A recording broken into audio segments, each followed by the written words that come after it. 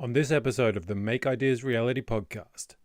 I thought going traveling would help me find myself. I found myself, bro. I totally rearranged my chakras, but it didn't at all. I just came back with a savage case of athlete's foot and no money. I started on my kitchen table. I bought a craft knife, a metal ruler, and some wood veneer and some super glue. I just got cracking. The creative spark will come, but you have to kind of take a step back sometimes. You can't be beast mode all the time, bro. And I'll give you a choice, yeah? Do you want to hear about the time I got strip searched for drugs on my way to Amsterdam? Or do you want to hear about the time where I wrestled a giant inflatable sea snail with the drummer and the singer from Primal Scream? Have you ever heard the expression trench gooch?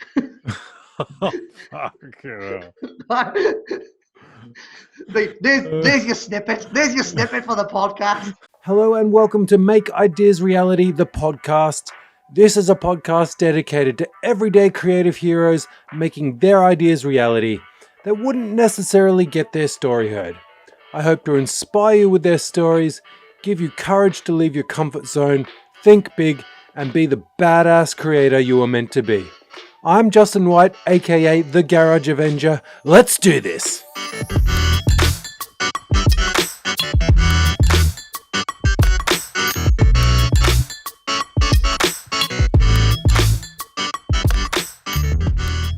Hello and welcome to the Make Ideas Reality podcast. Today's guest runs rings around his competition. For him, success was just a game of attrition.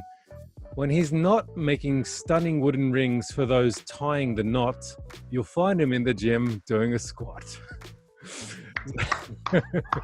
Zebrano Woodcraft is his handle, but the real fact is that he's not so well known, and that is the scandal. Welcome to the show, Dan Rees. Man, that was amazing. That was amazing. I want to use that for the intro to all of my YouTube videos from now on. It was so bad. That was amazing, man. When I see you at Maker Central next year, I'm buying you a beer for that, definitely. That was awesome. Thanks, man. All right, before we get into anything, why don't we just explain who you are and kind of what you're all about? Yeah, my name is Dan Rees. I'm a hairy Welshman who lives on the south coast of England. I run an Etsy shop and a YouTube channel with the handle at Zebrano Woodcraft. You can find me at Zebrano Woodcraft everywhere. Not anywhere, everywhere. I specialize in creating unique rings with interesting and exotic materials such as wood, Damascus steel, precious metals, and weird stuff like meteorites and dinosaur bones. And I'm also the head teacher or the creator of an online course called Next Level Wooden Rings, where you can learn how to create unique jewelry of your own. Mad. So I found you actually years and years ago before we actually met in person. Mm-hmm. And I don't know, I think I was in that phase of my life where I was I'm going to start a business and I'm going to do an Etsy store or something. And then stumbled across one of your videos in the early days. And you were talking about Etsy, running an Etsy store and making wooden rings and stuff. And I thought, oh, this guy's cool. He has a bit of a weird kind of humor. I think you were doing a workshop tour, which was in your back garden kind of lean-to or something you were working. Yeah. I don't know where it was. And I thought, oh, this guy's interesting. I think I followed you on Instagram from then. And then, I was I think I was one of those dumb people that sent you questions where do you get marine dinosaur bone from and meteorite? Did I reply? I know, because you'd obviously I was a bonehead, so sorry, bro. I feel really bad. I try my best to reply to everyone, I send a lot of questions about lots of different things, and sort of this is why I started kind of making like YouTube videos, which kind of answer those questions. I get them a lot, so I can just be like, boom, here's a link, you watch the video.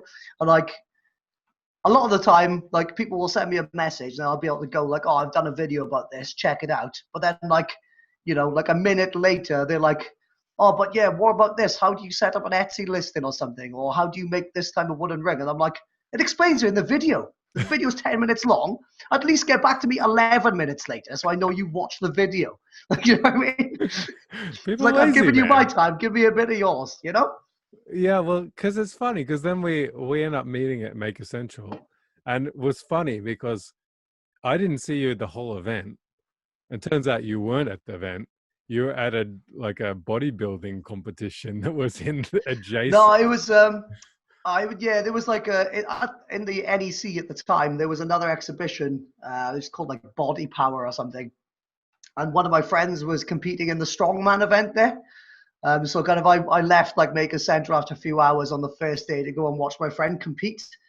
And like my friend won the event. It was amazing. But like literally by the end of that weekend, because we had like Body Power on day one, and then like there was like, you know, the nighttime activities of like the Maker Central, then Maker Central the next day. So like by the end of that weekend, I came back with like a bag full of exotic wood and just like the worst case of body dysmorphia ever. Just like walking around like everyone is just super hench. I was like, oh God. I remember going to Nando's and like there were just guys walking around with watermelons under their arms. Like, yeah, it was just literally. It was. I don't think I've ever seen so much back knee and camel toe in the same day. Yeah, it was for sure interesting, and it was an interesting weekend for sure. It was good times though. Yeah, so I mean, you know, and I think I spent not that much time with you, but I remember we were having pizza and a couple of beers, and we had a bit of a chat there, and you know, I showed you that I was like this imbecile that, you know, had a flip cap and a double fingered ring and stuff like that. Yeah, so yeah, and here we are on the podcast, so that's pretty cool. Mate, amazing, man. I saw you interviewed Ollie, what's his face as well. Ollie, what's his face? Yeah, I met him at Maker Central too. He was at the bar with me in the night time. Yeah, Ollie Allen. Yeah, that's it, Ollie Allen. Yeah, what's his face? Nice guy, really nice guy. It was awesome. What a weekend! That was amazing. That should like, be. That was meant. That should be his new handle. Ollie, what's his face? But no, he's a really nice guy. He started a ring company as well, hasn't he? Like selling like steel rings or something, and his wife is like a ring designer. So yeah, I got a lot of time for Ollie. He's a nice dude. Yeah, that's awesome. You're gonna send him like a mail bomb or something, just to like screw up his business, or like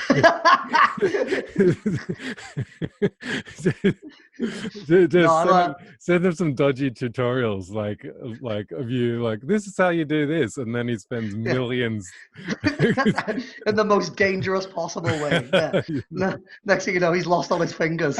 Oops. That's so hard. I would never do that. Ollie, if you're listening, I love you, man. Yeah, it's good. Let's get into your journey, man. Like, let's hear how this all started and how you got where you are now. All right, cool. From the very, very beginning. I don't know why Jurassic Park started playing, but right. So, I guess this whole journey for me started. I went to college. I finished school, hated school, went to college to study like a national diploma in fine art. And then at the end of the 2 years, I kind of had this option of, do you want to go and work in a supermarket for minimum wage, or do you want to go off to university? And I had no idea what to study in university, so I kind of picked like the first course that remotely interested me and I thought I could do. So I went and studied a bachelor's degree in animation in Newport Uni. And I was there for 3 years. And what became apparent after about the first 3 months, it was that I was absolutely inept at animation. I had no interest in it whatsoever. So I was kind of in a weird spot because I knew that I had no interest in doing the course. But I was like the first one from my family to go to university. Like none of my brothers or my cousins or anything had ever been. So I was like, do you know what? I'm going to finish the degree. I'll just get through it, do what I got to do to get like my 2-1 or whatever, just to kind of not let my parents down. So in the end, I did graduate. I graduated with a 2-1 in animation. But then after university, it was like sort of like back to reality. I was out on my ass with no career aspirations, no sort of no path ahead of me really of like doing something. I always wanted to do something creative, but I just had no sort of direction at that time. I ended up working in a call center in Cardiff. I've done a YouTube video about this. It's like a 20-minute rant about how much I hated that job. But yeah, I ended up working in this call center for, I think it was about 2 years and a bit, maybe 2.5 years. And literally that like completely destroyed my soul.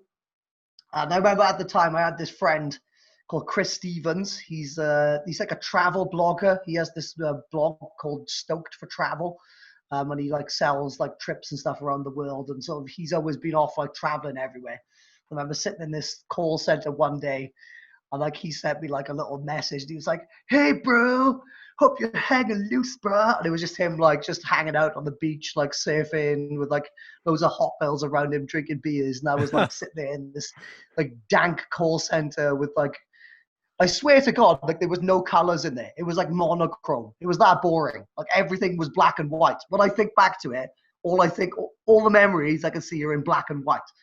So I was just sitting there in this glum place doing this horrible repetitive job. And I was like, do you know what? I need to get away from this place. So I decided that I'd go as far away on the planet as I possibly could from South Wales. So I flew around the globe to New South Wales in Australia. So I did a work and holiday visa in Australia for a year. I met a girl when I was out there. And she was from where I currently live now, Worthing in the south of England. So when I came back from Australia, I got with ex-girlfriend A. And when I came to West Sussex, I ended up kind of, I still had no clue what I was going to do. I thought going traveling would help me like find myself. I found myself, bro. I totally like rearranged my chakras, but it didn't at all. I just came back with like a savage case of athlete's foot and no money. So I just, so I was still in a pickle. Anyway, when I got to West Sussex, I started working again I ended up working in like a corporate business-to-business magazine selling advertising space.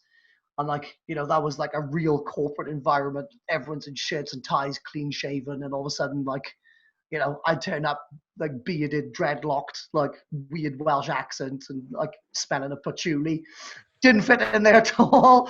And then one thing led to another. I went through various jobs, various sales roles while I lived in West Sussex. But at that time, I was lucky enough to meet my friend Chris Hunt.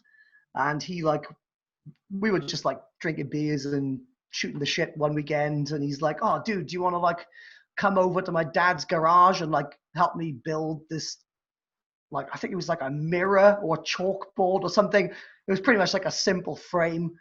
And so we went over there and like broke a pallet apart and then used like the reclaimed wood to make this blackboard.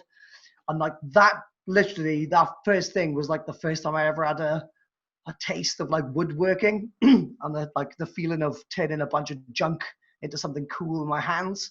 And like I just fell down the rabbit hole from there. I really like fell in love with woodworking. I love the fact I love the fact it took you two of you to make a picture frame. It's so good. Mate, it was hard work, especially when you don't know what you're doing, Yeah. especially with the rudimentary tools and there's no health and safety whatsoever. But yeah, one thing led to another. Me and Chris ended up starting this little shop called Dave's Beach Hut, and we were like making like pallet wood furniture and like reclaimed wood picture frames, mirrors and stuff. And someone said to us like, "Oh, you should start an Etsy shop." So we opened up an Etsy shop. And then I kept on getting like these weird messages from people like, "Oh, could you make me a pallet wood coffee table and like send it to me in South Carolina?" I'm like, no, there's an ocean in the way and the postage would be ridiculous. So no, I can't. And this kept on happening. So I just was like, what can I do? What can I make that's small that I can fit in a packet and send anywhere in the world? And that's when I kind of stumbled across wooden jewelry, yada, yada, yada. I ended up stumbling across a shop. There's a guy called Origin Handcrafted is his handle on Instagram. And I saw his wooden rings and I was like, oh my God, they look so nice. I've never worn jewelry before, but his stuff, I was like, oh, that's so goddamn cool. So I was like, I'll try and have a go at making wooden rings, like not copying his designs. I was like, I'll do something different.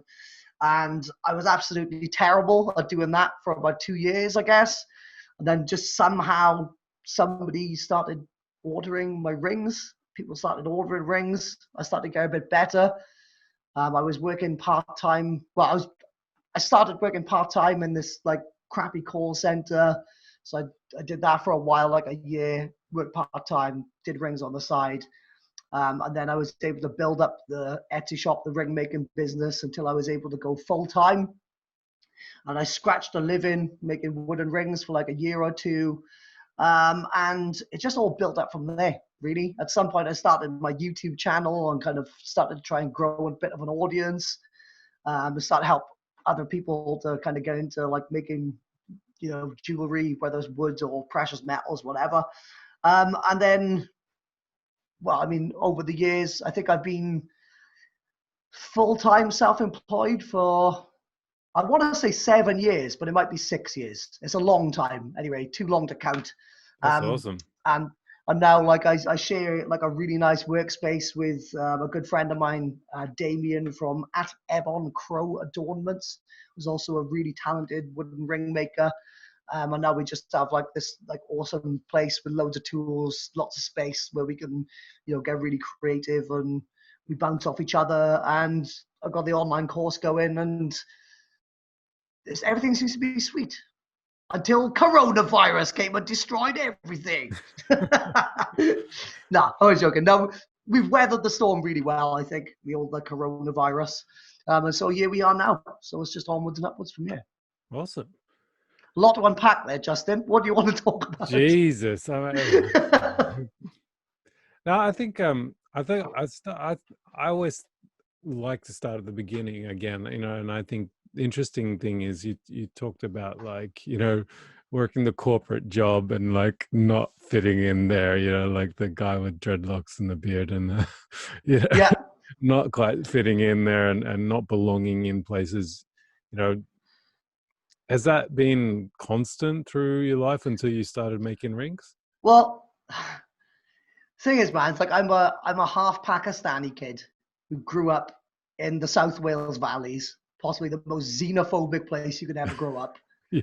Like, when I was like 9, I started listening to like Metallica and Nirvana, and then I got into Slipknot and nu metal when I was like an early teenager. So I was always like walking around feeling like a complete outsider anyway. Like it's just always been that way. And then sort of like, yeah, I didn't fit into like any of those kind of roles, like in a call center or anything. Like I'm a quite good salesman, and having a Welsh accent is quite beneficial when you're like working in telesales, because it's sort of like, it sounds friendly. You automatically sound friendly, and possibly a little bit stupid as well. So people think they can get one over on you. So I don't know. It's like having a Welsh accent has helped all the time, but I think the person who summed it up best for me was I went to watch like TED Talks, TED Talks, right? Like the lectures kind of thing. There was one in Brighton, and so I turned up. I booked in to go there for the whole day to watch like all these lectures. And there was a guy there. I can't remember his name, but his company is called Black Badger. And he's like a ring maker. He was like one of the OG guys making rings out of like carbon fiber and like glow material and like titanium and all these like advanced alloys and stuff. And his TED talk, he said like he'd always felt like a weirdo, like a weird kid when he was growing up. And he was like always sort of like and like on the outskirts of everything, and he never felt like he belonged anywhere. But then like one day, he kind of realized that his weirdness made him special, and he made a vow. He was like, I might be the weirdest kid in the room, but at least I'm going to be like the weird kid in the middle of the room doing his own thing, you know? And I was like, oh yeah, I'm going to be the fucking weird kid in the middle of the room doing my own thing as well. Thank you very much, you know? So yeah, I think that most creative people have like a feeling of being a bit like weird and different. But at the end of the day, you just got to embrace it, and you know that's what makes your work unique. That's what makes you like you, and that's what makes you interesting, man. You don't want to be the same as everyone else. How boring. Fuck no. And I mean, like, I felt the same way. Like, when I was, I joined the military, man. I'm like, do you think a creative fits in that environment? Well, Hell no. no. Well, how did that feel like on day one when they're like, everyone's having their head shaved? Yeah, well, the funny. You're a number now, soldier. Yeah, well, the funny thing is, I'd bought into it. Like, I went into my mother's programming was, play it safe and play the game, right? So that's what I was doing. But I hadn't actually listened to myself and heard myself say, "Hey, motherfucker, this is not you. You don't belong here." And so I was selling myself a lie for years, trying to fit in all the time, but I was always the outsider. I was never like, if you ever saw me in ball sports, you'd laugh your ass off. Like, I cannot catch a ball. I'm so uncoordinated.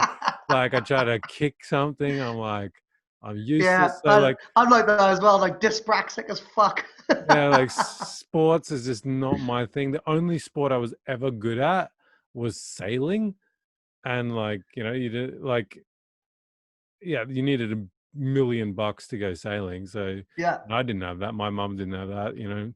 So that didn't end up happening. And yeah, I always felt like a little bit on the outside. And then, until I sort of stopped giving a fuck what other people thought, then I could start focusing on just being awesome. Like, as simple as that. Like, my neighbor yesterday, like, I was talking to him, and he's saying like, I can't wait till I retire. The guy's 35. There's something wrong there. Like, and I'm wondering, like, how many people are going around saying, I can't wait till I retire. Like, that is not even in my vocabulary, because I'm like, if I can somehow be creative in my life, I don't want to retire. Yeah. Like, yeah, absolutely, there's no man. reason for me to retire because I like what I do. Yeah. Like, I've always thought that as well. Like, what I don't know. I feel like that's like a really old school kind of like, that's the old school nuclear family dream, isn't it? You know what I mean? Like, just like sort of like start working a company, work your way up over time, meet a girl at some point, get married, and then like have some kids, raise your kids, get to 60, sit in the chair, complain, retire, heart attack, death. You know what I mean? That's the standard trajectory. Yeah, but it's the reality, of many. So like, I think in some ways, that's changing, but not for only for a very small percentage of us, I think. But I'd like to, like, this is sort of one of the reasons why I started like YouTubing and started sort of like sharing like my ideas and my experiences, because it might help someone who was like in my place like 5 years ago. And like, I get messages all the time, man. People like, oh, I've lost my job, or like one thing or another, COVID, they're making me redundant or something, and they want to like start an Etsy shop or a business or something like that. And I just think, I don't know, like, now is the best time ever to be alive, like, full stop. Damn straight. Never mind for like starting a business or starting something that you actually want to do. Like, my older brother was an undertaker for like 15 years. You know what I mean? He was picking up corpses every day, and he absolutely hated it. And then just one day he was just like, why am I doing this? Why am I doing this? Like, I hate it. And now he's just got like a job that he really enjoys. He's just sort of like, he's like a caretaker at a park, and he does woodworking on the side, fixing up guitars and stuff. And it's like, dude, you don't have to work yourself to death in something you don't want to do. Just do what you want to do, man. You know what I mean? And the money will come. If you do what you want to do and you do it well, the money will come. And it takes time, right? You know, it's like, how long has it taken you? Like, if you were to tell someone, or someone would send you a message and say, "Hey, I just lost my job, COVID. Like, I want to start an Etsy store making wooden rings. Like, Oh, mate. how, you know, how can I do it? Like, what's your answer?" Man, like there's just so much to learn. I'd be like, if you're starting from square one, like first of all, you have to develop your dexterity and your skills and your design like ideas, you know? That's like stage one. That can take a year, 2 years to get something like good enough to like really be selling. And then, you know, that entire time, you've got to learn all the business stuff, copywriting, search engine optimization, like social media, marketing, advertising, how to deal with complaints, how to like deal with, you know, awkward clients. Like there's just so much to learn. So it's going to take a long time. You know what I mean? Like you'll get there maybe in, you know, 5 years, you'll get to a stage where you can be like, I'm killing it. And like, you know, I'm sailing smooth kind of thing without much to worry about, which is kind of where I'm sort of at now at the moment, I hope. But yeah, like you got to do your time in the trenches, man. Don't expect it like that to happen overnight. You know what I mean? I think I've been an overnight success in 7 years, you know? Yeah, because I think I've said this on the podcast before. It's like the average successful person, it took them 12 years to get there. Is it 12 years? Yeah, 12 years. Wow. So like, if I think about when I started Garage Avenger, which was just over 2 years ago now, like, got 10 years to go till I like make something of it, Yeah, right? man. You're still earlier in your apprenticeship phase, you That's know? right.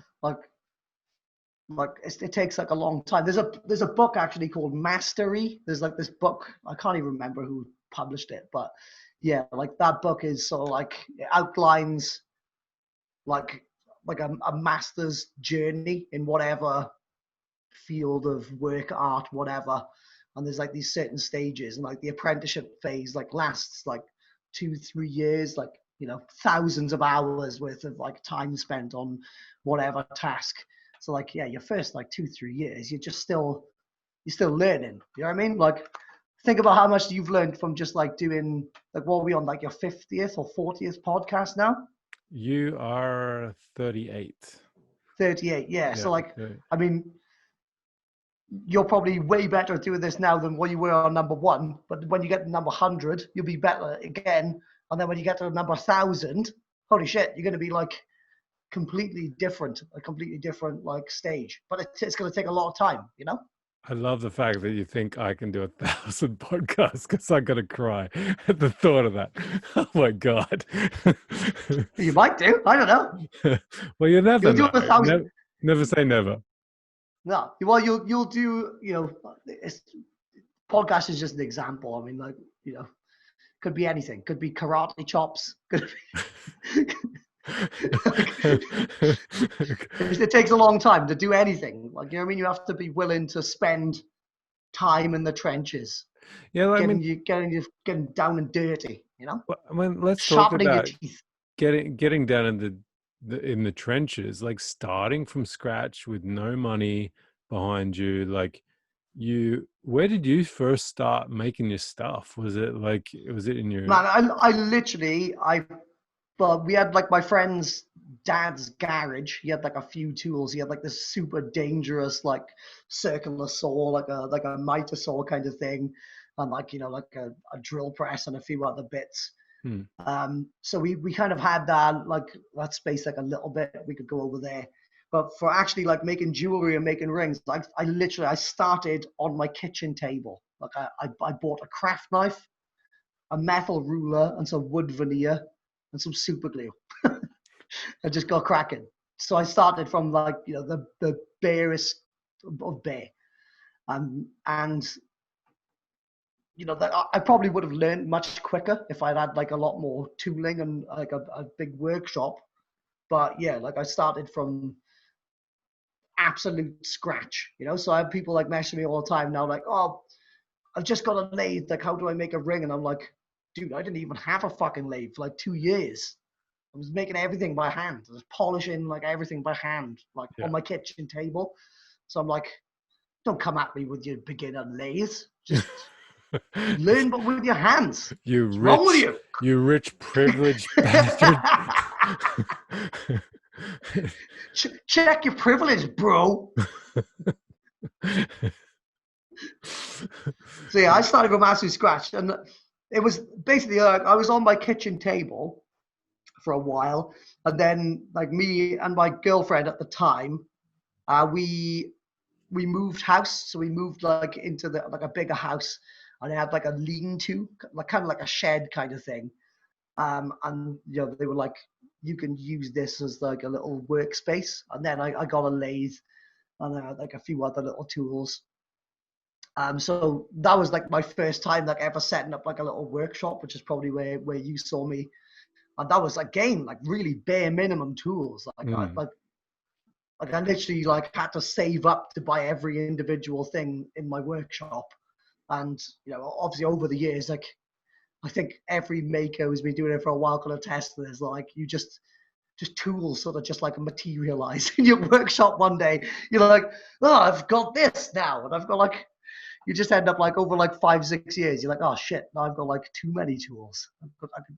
Too many options. So But yeah, I don't know. You just it's interesting you said you started with the bare minimum, because I remember when I first stumbled across you, I looked yeah, at I watched this like workshop tour of you in your lean-to, yeah, and and I remember thinking, oh, like the guy's making really cool stuff, but like he doesn't have very much. And yeah, I think for me personally, I was like impressed. I was like, he doesn't have all this fancy stuff. Like he's got the bare minimum and he's making it work. And yeah, I thought that was impressive. yeah. Yeah, definitely. Like I've always been like a big advocate of that. Like you know, you don't want to be the kid with all the gear and no idea. You know, just get what you need, learn how to use it well, learn your techniques, especially for like ring making, man. Like if you're making wooden rings, like learn everything by hand first. Take a few months to learn how to like carve inlay channels with a file. Learn how to like sand stuff with by hand. Learn how to like apply a finish and polish things by hand. And then when you do get a lathe, god damn, your life's going to be so much easier. You're going to know everything, you know? Yeah, true. Let's talk about your balance and of work and pleasure and all the things that go on in your life. Because Yeah. in our pre-podcast, you talked about riding the wave, and I thought that was interesting to touch on. How do you balance everything, considering you got, the ring work, you've got a YouTube channel, you've got online courses, and you got squats in the gym, you got Life, yeah, exactly. Well, yeah, you know, you've got to keep up your social life and you got a time with your girlfriend, right? girlfriend. Yep. And man, I mean, you know, I can't fathom how people can like do all the stuff they do when they've got like children and dogs to look after and stuff. You know what I mean? It just blows my mind. Um, I think that if I'm completely honest, I manage my time badly. I'm not exactly, you know, I'm not one of these people who has like a morning routine and a schedule and like a spreadsheet so like all my time blocked out or anything. I kind of like I do things like intuitively, which I kind of always have done with the business. So I don't know whether that's a good or a bad thing. But I just find that like my motivation in different areas of my life comes in waves, and those waves might last like a few days, they might last a week, they might last a month. But I just find like if one week, you know, I'm like if I've got like rings to make for clients, if they've got like weddings coming up or anything, like, you know, that's like an obligation. I always get that done. But then I might not have a lot of energy towards like making a cool YouTube video for the YouTube channel. So I'll just sort of chill out on that side, get my work done. And then, you know, I might be really like motivated to get to the gym like 5 times that week. So I'll just do my workouts and I'll put my energy into the workouts.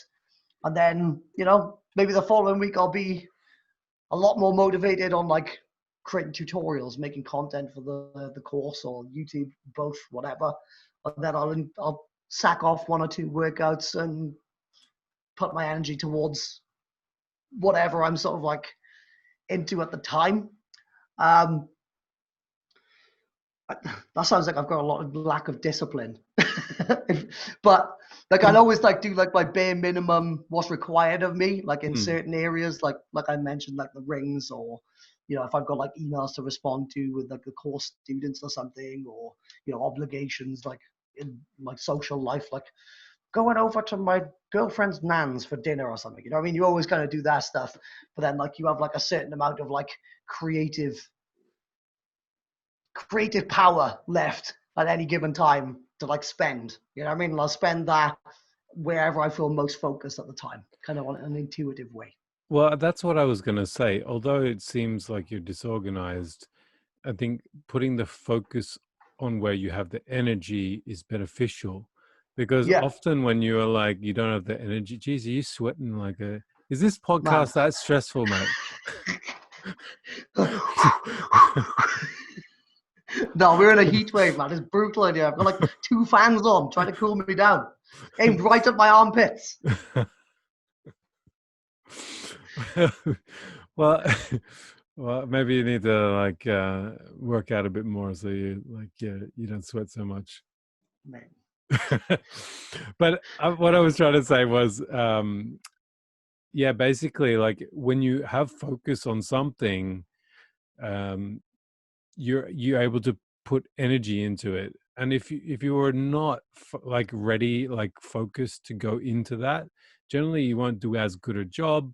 You Yeah, might do it half-assed, or yeah, so you allow yourself the flexibility to say, okay, right, I'm in the mindset to do this now.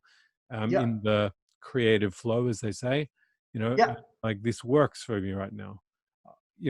Opposing to sometimes you sit there and you just bash your head against the wall and you're just like, yeah, it's not yeah, working. yeah, It's yeah. not working. Especially when it comes to like creative things, like making. I mean, I wouldn't call what I do art. I mean, I don't know what art is, but like when you're like creating something like artistic or doing something with your hands, if you're, if you're not in the game that day, it's so hard to force creativity. Like sometimes you're just like, you'll just be there, like getting nowhere. You won't want to pick up a tool. You won't have any ideas. You just kind of feel flat. But then, if you take a bit of time away for like a few days and you just focus on, doing something fun, hanging out with your friends, or, lifting your weights, whatever, hanging out with your kids, then like you probably like have a little thing, like you'll be in the middle of the night. You'll just be like, I can't sleep.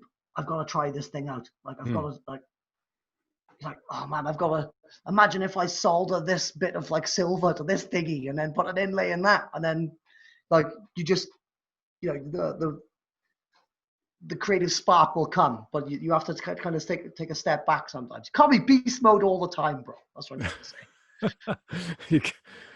Yeah, you might go, oh shit, I've got this idea to make a voice controlled sofa beer fridge, and then all of a sudden your life is over. Oh dear, yeah. This You gotta ride the wave on it, man. This is, yeah, exactly. This is a standing joke about me taking forever to build this thing, but you guys can all jump in a lake because you guys don't do what I do. Up yours. Yeah. What did I say to you the other day? I was like, you should tell them to fuck off, man. You made 2 entire human beings, so fuck them. I'll make the fridge when I'm ready, you bitches. I made 2 humans. What have you done? And I have a podcast that 3 people listen to, so it's yeah, I've got listeners, bro. One of them's my mom, all right. Just actually, my mom would be appalled if she listened to this podcast. Too much. I'm sure she would have, man. I'm sure she would have, bro. All right. Well, I thought we'd just talk a little bit about your online courses, because I found that interesting too, because this is kind of new for you, right? This online course stuff. Yeah.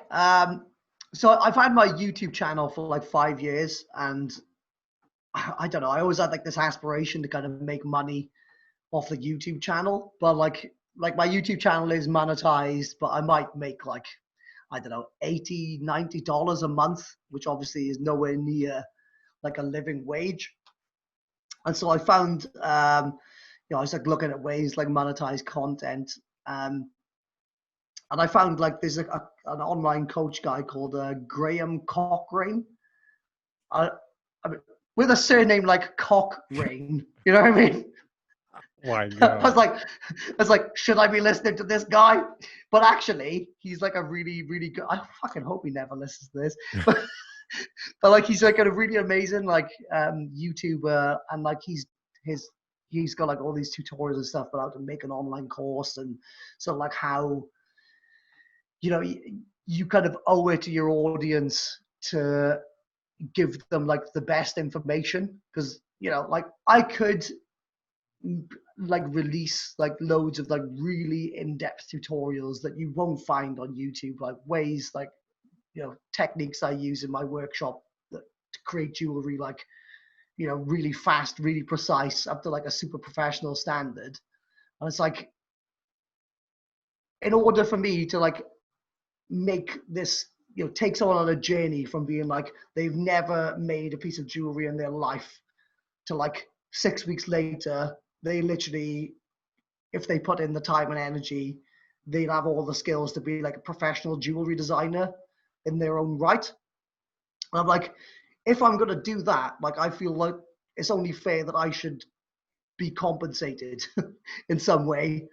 And in another way, I'm like, if you get something for free, like you're probably not going to put the effort into it. You need some skin in the game almost. So I'm like, if you invest a little bit in the course, then you will, you'll try your best to kind of take advantage of the lessons you learned and do the thing that you wanted to do. So yeah, like I found this dude anyway, and I was like, you know what, I'll give it a go. I'll film a bunch of tutorials, put them together. I created like a little like Facebook group for students as well, so that they like, they're not just getting like videos of like all my techniques. Like I'm on the Facebook group like every day. They can ask me questions and like get like extra help and stuff. Yep. So I was like, this is taking a lot of my time. I'm continually adding to it. So I was like, I'll charge. It's like $320, which is about like £250 thereabouts, which I realize is a big investment. But I was like, you know what, I'll give it a go. I'll put the bits together and I'll try and like do like a week-long launch thing. And it went really well. Like my first like week I did like a launch over 5 days in November. So it was like early November, just before Christmas as well. And I was like, if I can just get like 2 or 3 people on, you know what I mean? That'll be like good enough for me. And I ended up getting like 25 students in the first week. So I was like, oh my God, this is amazing. I was like, this is like a properly like a legitimate way. Because I thought it was like all horseshit. You know what I mean? You see these people talk about their online courses, and I was like, nah, it's not real. People don't buy online courses, but they do. And like, it gives me the opportunity to be like a better teacher. Like on YouTube, I mean, would you do a job if someone was like, oh, you get 2 pence an hour or something? You know what I mean? Like, I'd rather like they've paid the money, I've got a decent like wage from it. I'm willing to help them right up until they're like at the level I'm at, basically. You know what I mean? I've got like a couple of people now who are like, they're like clones. They're like whoop, whoop, and they're like really creative designers of their own. So it's been really amazing. Like I launched in November, and then I just get like a few students trickling in like all the time, like 3 or 4 a month or something. And then I did another launch then in April on my birthday. Got like another 10 or 15 guys in. So we've got like 50 odd students now. And yeah, like one of the guys, Sean Beatty from Oddwood Designs, he's actually opened up his own Etsy shop. And at the start of COVID, like he lost his job and like he moved cities as well. So yeah, he's like, he's making a living now off of like making wooden rings, and he's like started branched out into Damascus steel and precious metals and stuff. And there's like lots of other guys in the Facebook group who are like, you know, making like really cool and interesting like wooden rings and coming up with their own design ideas. So yeah, it's massively rewarding, man. You know what I mean? Like it's, some people are like, oh, why would you sell a course and then create loads of competition for yourself? And I'm just like, well, for one, like I'm helping people to be able to make a living, you know. Even if someone's doing it part-time and they get an extra 200 or 300 quid a month so they can like spend better time with their children, they can go on like a dream family holiday or something, that's awesome. You know, if they want to like, you know, get full-time into like starting like Etsy or Shopify business or whatever and kind of living their own creative dream, that's amazing. And also, as far as like creating competition for myself, I'm like, how many people live in the world? Like 6 billion? Yeah, the world is abundant, bro. Like, Yeah. Like there's like 6 billion people. They all have like 10 fingers on average. That's 60 billion fingers. I can't make rings for all of them, can I? yeah, that's what I don't understand. Like, it's not like you are like this big conglomerate company, you know, like Yeah. churning out rings. That's not what you're about. And that's also why people buy from you, right? Yeah. So, Yeah. Like, you know, if you're making an okay living doing what you're doing, you know, making things you like to make, then why shouldn't you share that information about it? yeah. You know, Yeah. make other people just as happy as you are. Yeah. And man, it's been amazing. Like, just seeing like the level of the work that the students are putting out. Like this one of the guys, Zane, he put on like the Facebook group the other day, and he's like, "Oh, I made like my first batch of like bent wood rings, and like, you know, a few of them like messed up, and I made a few mistakes here, but these 3 are probably the best ones." And like he posted a picture, I was like, "Holy shit!" I was like, "That was your first batch," and I was like, literally, if you worked for me, I'd be like, yeah, send them out to the customers. You know what I mean? They're like up to a professional level, like already in his first batch from like he's taken on like the lessons and like really like put his all into it. I'm like, man, like you're leaps and bounds ahead of where I was when I started on my kitchen table already. Like, imagine where you're going to be in like 6 months. And obviously, like, you know, you've got so much to learn in the course, like with like inlays and stones and precious metals, and like when you get a few techniques down, then you're able to like explore your own creativity. It's like, man, you're going to be flying. You know what I mean? So it's really cool. It's really rewarding to see like these guys and they're like making stuff which I legitimately would sell. Do you feel like you're like the Yoda to the Skywalker? Yeah, sometimes, you know, sometimes. Well, like I did when I was started out, like I didn't have anyone to teach me. I had to learn everything on my own, and so my learning curve took a really long time. Like I said, like 2 or 3 years until I was any good, and I'm still learning a lot now. You know what I mean? There's still things I don't know. There's still things I'm figuring out. But like, it's like if they do the course, then they significantly shorten that learning curve, like from a couple of years to like a couple of months or even a couple of weeks, even in some cases. So like, yeah, it's, in my opinion, it's a fucking good course. So if you're interested in learning wooden rings, Next Level Wooden Rings is the course for you. It's badass. There you go. You heard it from Yoda himself. Yeah. All right, let's get into story time, man. Story time. She stared at the gown and thought, yes, this is something my husband would wear. Story time.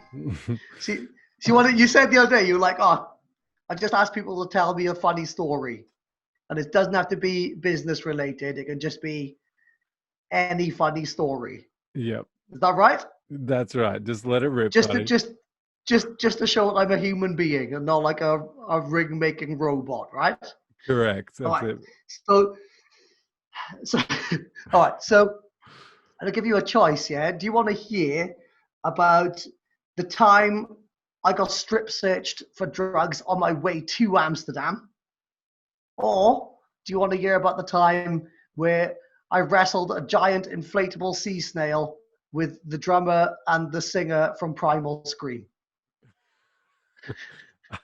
I weirdly want to, only because you said you got strip searched. I want to hear the strip search story. Oh, all right. Okay, we'll save the giant inflatable sea snail for another time then.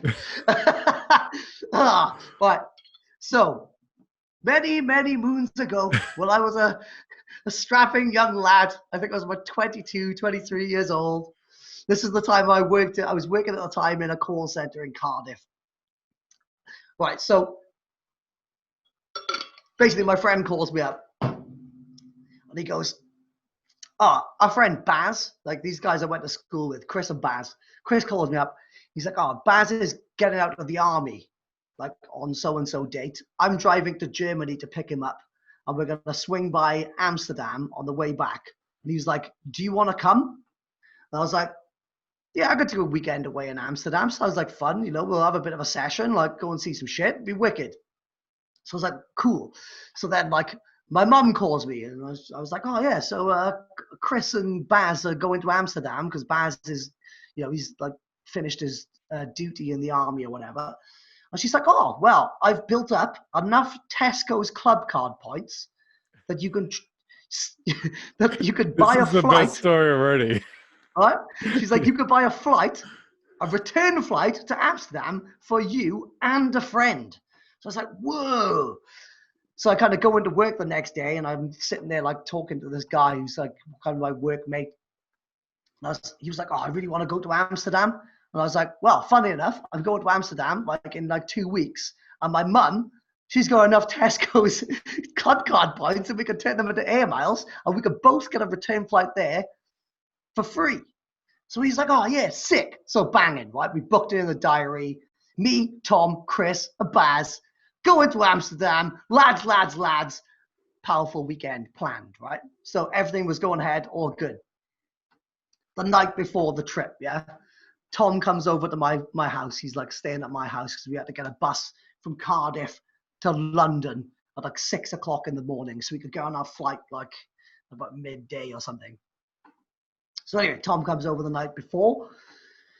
We have a few beers. Tom smokes up like a 10 bag. You know, he's got some like high grade skunk. Like I didn't smoke. He smoked up all of his weed in my house. It was cool. We had a few beers. We were really excited about the trip and everything. We fell asleep, woke up, got on the bus, 6 a.m., no problem at all. Sat down at the back of the bus, excited for our trip, right? So the bus goes from Cardiff Central to London Victoria bus station. Takes like 4 hours or something. We fell asleep. Nice, relaxing bus journey. Easiest bus journey of my life, okay? Then, just before we arrive to London, I kind of wake up, and we're pulling into like London Victoria bus station, yeah? And the bus stops before the bus station. So I'm like, what the hell is going on? What is this? And then I kind of kept creeping along, and I could see that there were like police all over the bus station, like searching people with dogs, like just random police searches of dogs, of people coming off of like buses, like coaches. So I'm like, oh, that's fine. Like, we don't have anything to worry about. Like, Tom smoked all of his drugs yesterday, and we're on our way to Amsterdam. What, you know, lads. I'm on my way to Amsterdam. Surely, no one would be stupid enough to take drugs with them to Amsterdam, would they? The cops know that. They're fine. So the bus pulls in. Me and Tom were the last people off the bus, right? I was the last person off the bus. Everyone else getting off just fine. Tom gets off the bus before me, just fine. I just want to note at this stage, yeah, that Tom was a white fella. He was as white as he could possibly be, right? And this is like in the summertime where I really start to look very Pakistani, right? I had big dreadlocks as well at the time. I still got dreadlocks. So Tom goes off the bus, walks past the police, just fine. I get off the bus.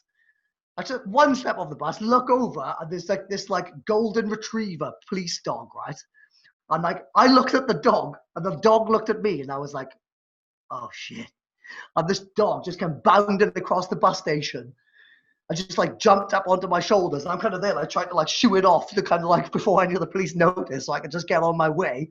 Not that I wasn't guilty of anything, but I was like, you know, we had a flight to catch, so I just didn't want the hassle.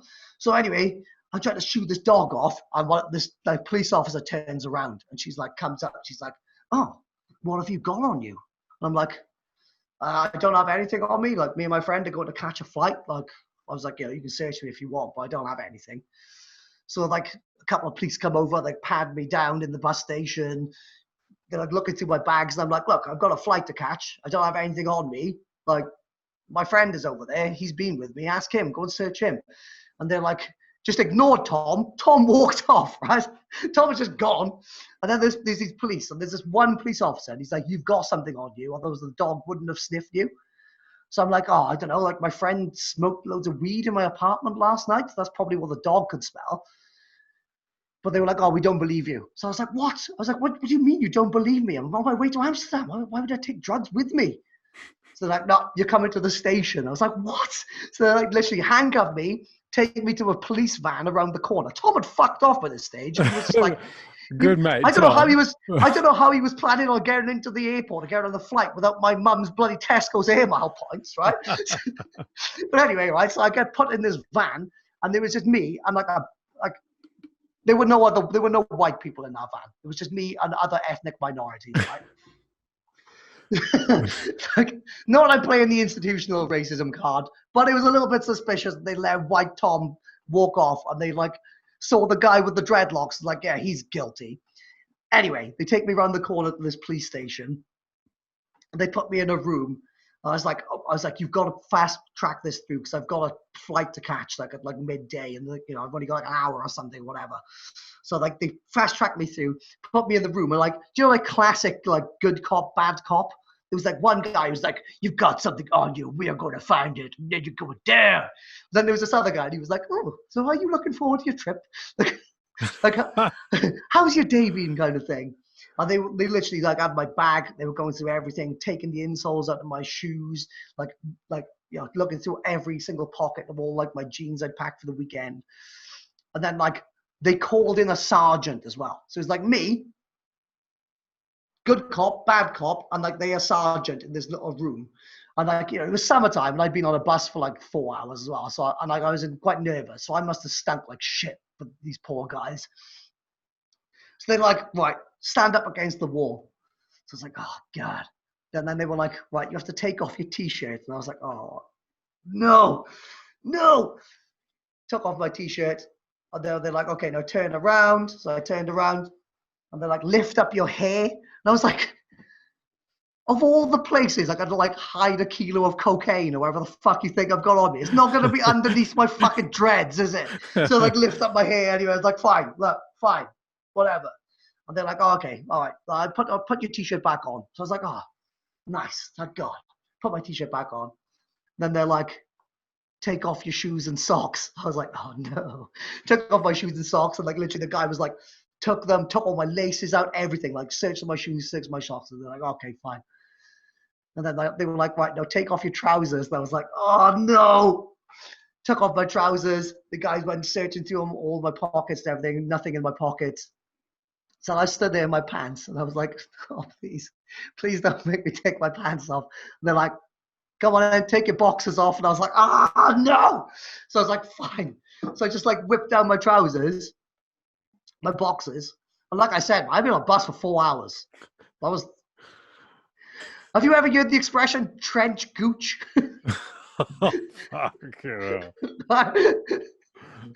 There's your snippet. There's your snippet for the podcast. You ever heard the expression trench gooch?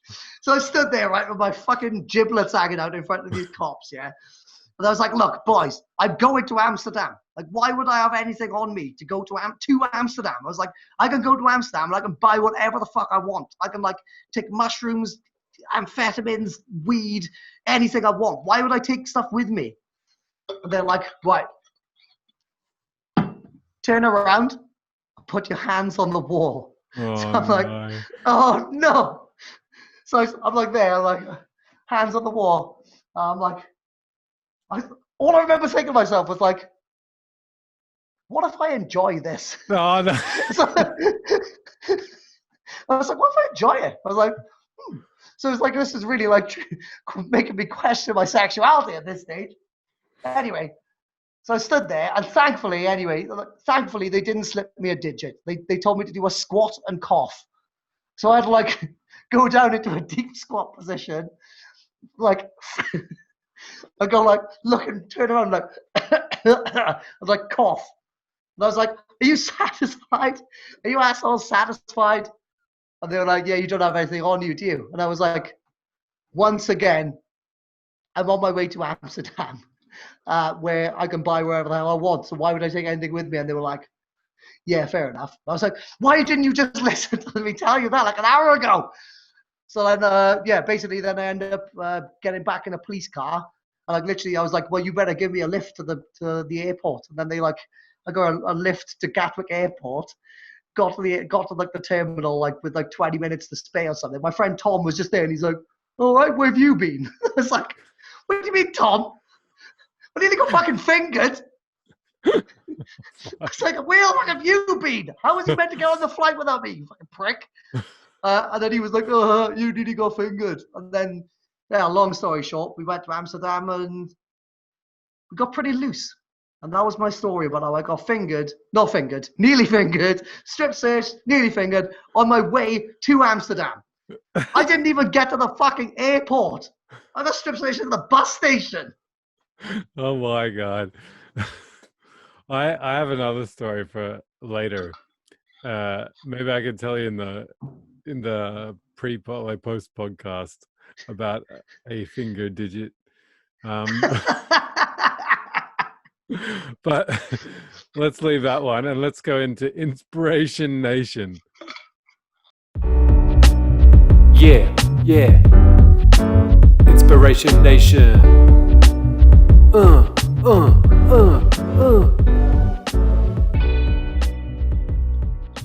Have you got any everyday creative heroes that inspire you? On the subject of fingered assholes.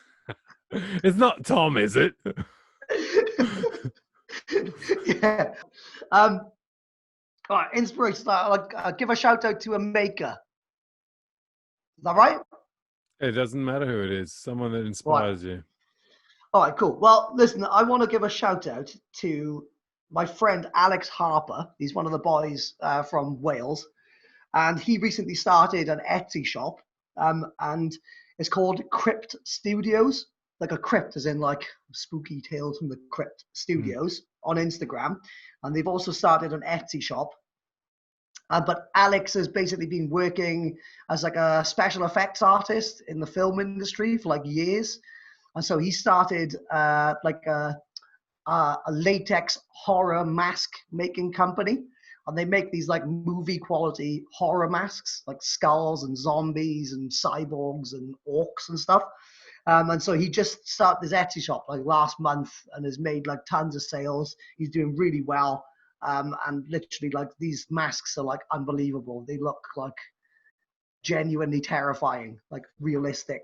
Like wait till Halloween. I'm going to get one. It's kick ass. So yeah, awesome. Crypt Studios. I want to give a shout out to Alex Harper because he's kicking ass. You know what I mean? Awesome. I love people when they start something that they're like actually mad and awesome at, and they're like just from day one just nail it.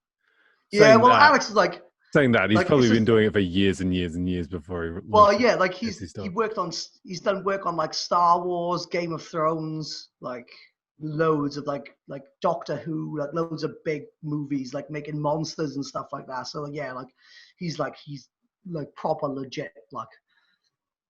Amazing work. I just like every day I like click on his shop to just see how many more sales he's made. And I'm like, he's done like 40 sales in like 3 weeks. I'm like, fucking hell, brutal. Well, impressive. Awesome. I will make sure that he's linked in the show notes, guys. Go check him out as well. Let's get into Hack Attack. This is Hack Attack. I will not apologize for this bad intro. Wow. I don't know why I did that. Wow. Hack Attack. My favorite hack, right? This it's not necessarily how to make anything, but It's for makers. So especially for those people who've ever used like a metal lathe or even like woodworkers, like I get it all the time where I get like metal swarf, kind of like splinters, like stuck down in my skin or my fingers, like really deep. Sometimes you can't get them out with a tweezer, and they're just in there, and like you can't get them out. You try everything. Well, basically, my girlfriend, she works with horses. She like works on like a horse yard, and she always gets splinters as well. And so one day she showed me the stuff that she uses, which is like a magnesium sulfate paste. And you basically put the magnesium sulfate paste over where the splinter is, put a plaster over it, and then wait overnight. And then like the next day, like it kind of draws out, and then you can just take a tweezers and get rid of the splinter. Yeah, because I got Hack attack. There you go. I've seen this, but like a child version of it, where like basically you can do the same thing with the kids, when they get splinters, because no kid likes getting splinters dug out of their No, man. So. Dude, it sucks. Yeah. Having splinters sucks, man. Especially like anyone who's like ever done like metal working on a lathe, or probably a lot of like woodworkers as well. Like you're just sanding something, and then all of a sudden, when it's like in you, you can't do anything about it. Yeah, magnesium sulfate paste. You're always worried, like, if it's going to go in deeper and then get into a vein and then it's like into your heart. So, yeah, exactly, yeah. Let's get into Rapid Fire 5. Hey, what are you looking at? Get up and dance. This is the Rapid Fire 5. You ready for this one? Yeah, come on, hit me. All right. Here we go. Creativity is. Oh, I thought I was waiting for you to finish the sentence then. That's a question. Right. Creativity is the way that you express your soul. Was that good? That was good. Only because the eyes that you made just then. I pulled that one right on my ass. What's something people get wrong about you? That I'm a Rastafarian. I'm not a Rastafarian. I'm a half Pakistani Welsh kid with dreadlocks. I do like reggae though. I do like a bit of reggae. All right. What's your favorite film? Oh, that's a good one. I always say Pulp Fiction. You can't go past Quentin Tarantino though. Like, No, really? it's just such a good movie. But I don't know. But subject to change. Depends. Aliens, Alien 2, Aliens. That's like a pretty badass movie as well. Yeah. Yeah. Awesome. All right. Do you have a everyday carry, and what does it consist of? An everyday what? Carry. It's a maker term. I thought you said an everyday curry. I was like, I wish I had an everyday I curry. was like, oh yeah, yeah. I'm actually a big fan of a chicken jalfrezi. An everyday carry? No, I don't actually. My iPhone. Well, there's plenty of tools on that. Yeah, you goddamn right. Yeah, my iPhone is my everyday carry, I think. Yeah, I like to think like spectacles, testicles, wallet, and watch. Yeah, exactly. Yeah, exactly. That's my everyday carry. Yeah. What the last question? This is pretty heavy one. What does happiness look like? Oh God. Being stress-free, kind of no worries in the world, like at a rock festival with a beer in your hand and a hot girl on your shoulders while everyone likes a bit of vagina on their back of their neck. Yeah, well, you know what I mean? While your favorite band is playing. That's happiness. Oh my God. That's awesome. All All right, let's wrap it up, man. Is there something you want to give the audience to take away with them today? A little philosophy or something you live by, perhaps? Yeah, this basically I've got like a life motto which I picked up from my favorite band called Every Time I Die, and in one of their songs they've got like a line which kind of has become my life motto, which is, if you're going to do it wrong, do it right. You know what I mean? Yeah. Like, if you're going to do it wrong, you do it wrong properly with all of your effort. It's just like, I imagine when we were talking about online courses, I was like just thinking a little bit like, what online course could I run? Like, would people want to take a course on how to fuck everything up? Like, because I'm pretty good at that. yeah. How to do things wrong properly, you know? How to get really fucked up. Definitely, man. All right. Where can people find you, man? I'm just at Zebrano Woodcraft everywhere. Instagram is where I'm at every day. But on YouTube as well, I publish a video like once a month or something. But hopefully that will be more. When the heat wave passes over, I'll have more time for sitting indoors editing. So yeah, at Zebrano Woodcraft, Instagram or YouTube. Yeah, and the online courses, is that on the website, or where can they sign up for that? You could just find like through my Instagram, there's links on there, or you can go to ZebranoWoodcraft.com and there's a link to my online course, which is called Next Level Wooden Rings.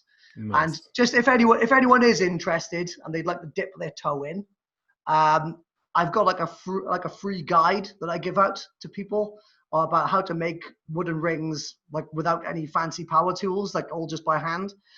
So if you wanted to get a copy of that like little guide, it's free. I'll give Justin a link, and you can just click through the link, put in your email address, and then I'll send you a free little guide so you can have a go at making some wooden rings of your own. Mad. Awesome. I want to say thanks, Dan, for coming on the show. It's been awesome. Thanks for sharing your journey and being amazing. I want to thank everyone for listening as well. Make sure you go follow Dan at Zebrano Woodcraft on all social. And most of all, if you guys love the show, make sure you tell a friend. It would mean the world to me, and also to Dan, because he gets his journey and his fingering heard by more people. I mean, non-fingering.